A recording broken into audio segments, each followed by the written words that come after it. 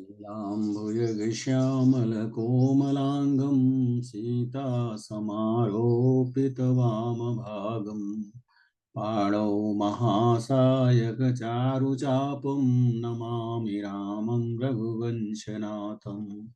ॐ नमो भगवते वासुदेवाय नमः। ॐ नमो भगवते वासुदेवाय नमः। ओम नमो भगवते वासुदेवाय नमः। देवियों सज्जनों, गोस्वामी तुलसीदास जी महाराज द्वारा विरचित श्री रामचरितमानस के बाल कांड अयोध्या कांड में निहित कतिपय प्रसंग आपके समक्ष प्रस्तुत करने हेतु उपस्थित हूँ। सुधी श्रोतागण, मर्यादा पुरुषोत्तम प्रभु श्री राम परमपिता परमेश्वर के मानव अवतार हैं, जो संपूर्ण सृष्टि के, संपूर्ण ब्रह्मांड के सृजन करता, पालन करता और संहार करता है। सनातन धर्म की अवधारणा परब्रह्म परमेश्वर से ही उत्पन्न होती है। इस ब्रह्मांड में जो कुछ भी है, दृश्य अदृश्य, सब उसी परमपिता परमेश्वर का एक अंश है, एक परमाणु है। आज के परिवेश में जहां एक और सदाचार, नैतिकता, त्याग, तपस्या का अनवरत क्षरण हो रहा है, इस कलिकाल में रिश्ते नातों में स्वार्थ समाहित हो चुका है। संपूर्ण संबंध बिखरते जा रहे हैं। वहीं पर त्रेता युग में मर्यादा पुरुषोत्तम प्रभु श्री राम द्वारा की गई लीलाएं मानव समाज के लिए प्रेरणा स्रोत बन चुकी हैं। उन्हें न राज्य का मोह है, न किसी धन ऐश्वर्य का मोह है। उनकी त्याग, उनकी तपस्या, उनका चिंतन अविस्मरणीय है। महाराज दशरथ उनकी राज्याभिषेक की तैयारी कर रहे हैं, किंतु प्रभु श्री राम का अवतरण, प्रभु श्री राम का प्रकटीकरण किसी अन्य महान उद्देश्य की पूर्ति के लिए हुआ है। तब नर नाह वशिष्ठ बुलाए, राम धाम सिख देन पठाए। गुर आगमन सुनत रघुनाथा, द्वार आई पद नायउ माथा। तब महाराज दशरथ ने अपने गुरु वशिष्ठ जी को बुलाया और श्री राम जी को यथोचित उपदेश देने के लिए, राजतंत्र, राजकाज की शिक्षा देने के लिए उन्हें प्रभु श्री राम के महल में भेजा। गुरु का आगमन सुनते ही श्री रघुनाथ जी दरवाजे पर आकर उनके चरणों में अपना मस्तक नवाते हैं। यह है उनकी गुरु के प्रति सम्मान की भावना। सादर अर्घ देई घर आने, सोरह भांति पूजे सन्माने। गहे चरण सिय सहित बहोरी, बोले राम कमल कर जोरी। आदर पूर्वक अर्घ्य देकर उन्हें घर में ले आए और षोडशोपचार से पूजन करके उनका सम्मान किया।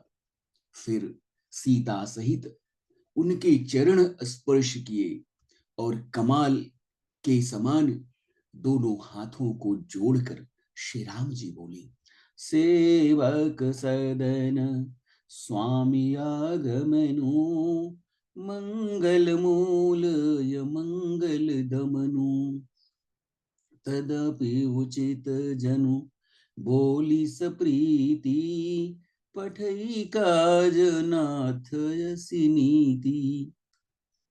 हे प्रभु, यद्यपि सेवक के घर में स्वामी का पधारना मंगलकारी होता है, सर्वदा मंगलकारी होता है और अमंगलों का नष्ट करने वाला होता है, फिर भी हे नाथ, उचित तो यही था कि प्रेम पूर्वक इस दास को आप बुला लेते।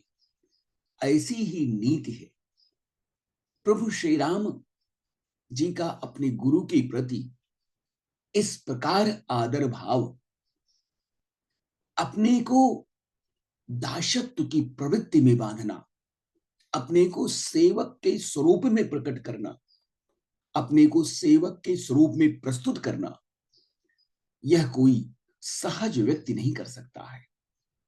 प्रभु श्री राम जो मर्यादा पुरुषोत्तम है, वही अपने गुरु को भगवान का दर्जा दे सकते हैं और स्वयं को उनका दास और उनके सेवक के रूप में स्वीकार करते हैं। प्रभु तात जी प्रभु कीन्ह स्नेहु, भयउ पुनीत आजो यह गेहू, आयसु होई सो करम गोसाई, सेवक लहई स्वामी सेवकाई।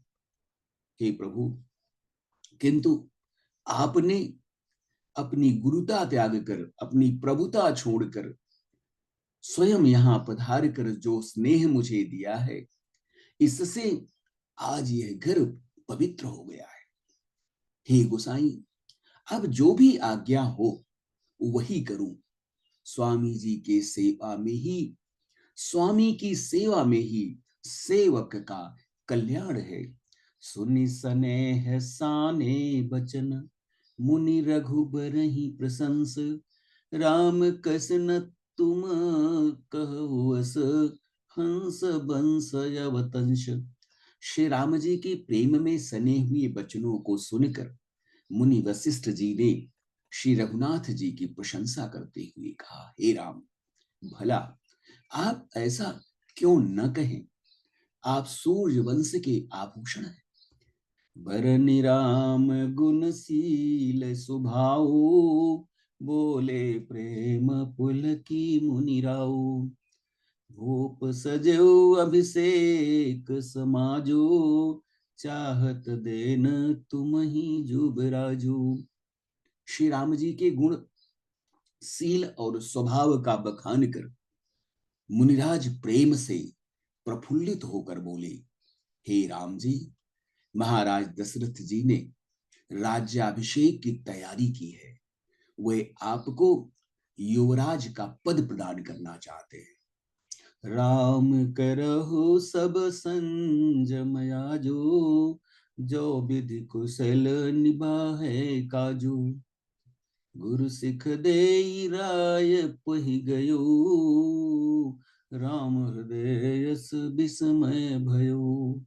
इसीलिए हे राम जी, आज आप उपवास हवन आदि विधि पूर्वक सब संयम कीजिए, जिससे विधाता कुशलता पूर्वक इस कार्य का निर्वहन कर दे, इस कार्य को सफल कर दे।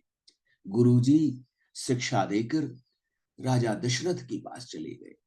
श्री राम जी के हृदय में यह सुनकर इस बात का दुख हुआ कि जन में एक संग सब भाई, भोजन शयन के लीलरिकाई, करन बेद उपबीत बियाह, संग संग सब भय उछाह।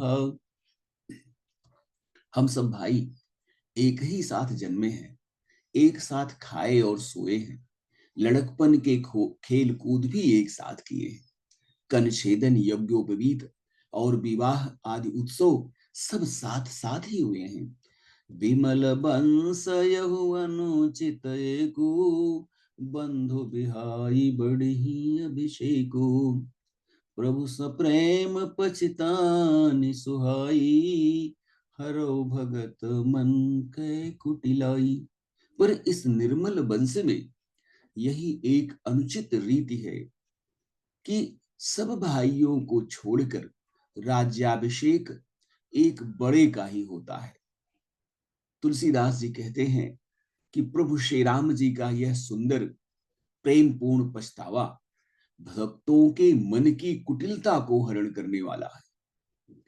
आज जहां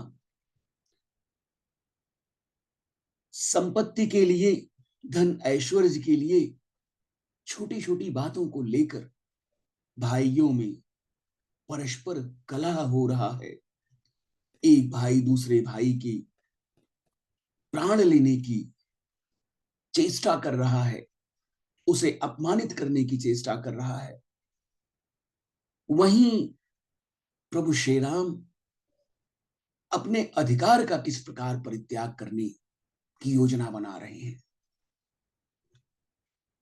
अयोध्या का आज सिंहासन इंद्रासन से कम नहीं है, इंद्रलोक से कम नहीं है। ऐसे ऐश्वर्यपूर्ण साम्राज्य को श्री राम जी ग्रहण करने में संकोच कर रहे हैं, उन्हें पश्चाताप हो रहा है। कहीं अवसर आए लखन, मगन प्रेम आनंद, सनमाने प्रिय बचन कही, रघुकुल कै रवचंद। उसी समय प्रेम और आनंद में मग्न लक्ष्मण जी आ गए। रघुकुल रूपी कुमुद के खिलाने वाले चंद्रमा श्री राम जी ने प्रिय वचन कहकर उनका सम्मान किया। प्रभु श्री राम मर्यादा पुरुषोत्तम किस लिए हैं, क्यों उन्हें मर्यादा पुरुषोत्तम कहा जाता है।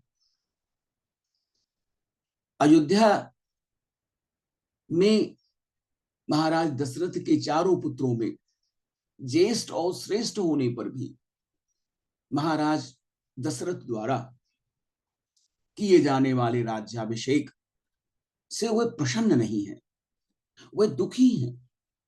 उनके मन में यह विचार आ रहा है कि हम सभी चारों भाइयों का एक साथ सारे संस्कार संपन्न हुआ, शिक्षा दीक्षा विवाह इत्यादि, फिर भी छोटे भाइयों को छोड़कर सिर्फ मेरा राज्याभिषेक हो रहा है। यह अयोध्या की रीति उचित नहीं है।